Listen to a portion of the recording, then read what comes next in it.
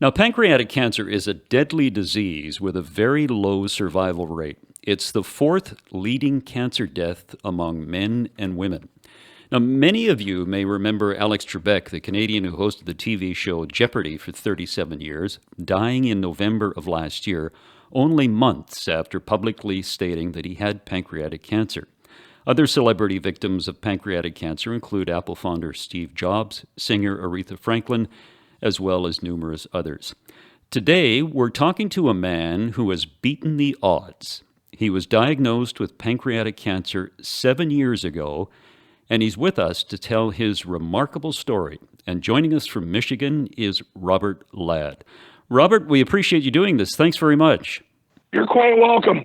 Now, Robert, we've done more than 300 interviews, and you're the very first one we've done of someone who has survived pancreatic cancer. Are you completely cancer-free today? I have been, yes. I'll have another checkup in a few months, and they'll tell me then again, but I think I am.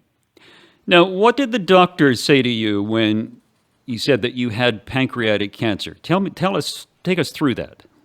Okay, I was having stomach problems in the winter of 2013. My doctor suggested that I get a colonoscopy.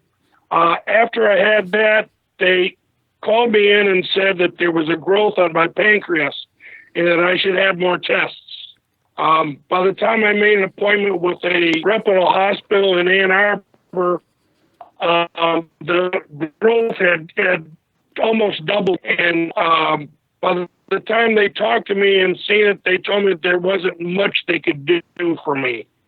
So they told me to get my act in order, get my will in order, make amends, and take care of stuff, and which I did. I went home feeling pretty bad and bummed out because it would look like it was going to be the end of my life. And I was contacted by a guy that had lung cancer.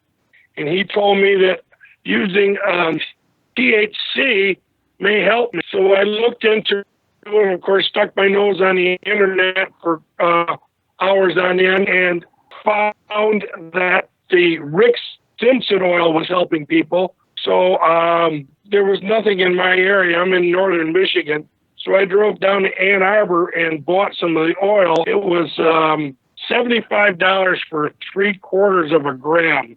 And it was a 250-mile round trip. I soon learned how to make that stuff myself.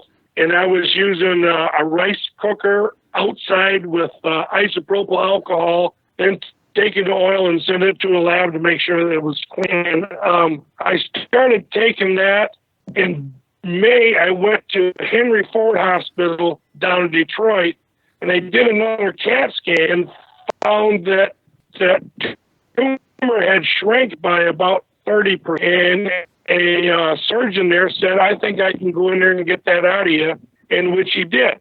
You cut out there a bit for a moment, Robert. So you're saying that when you went to see the doctor, the tumor had shrunk by 30%? Is that what you said?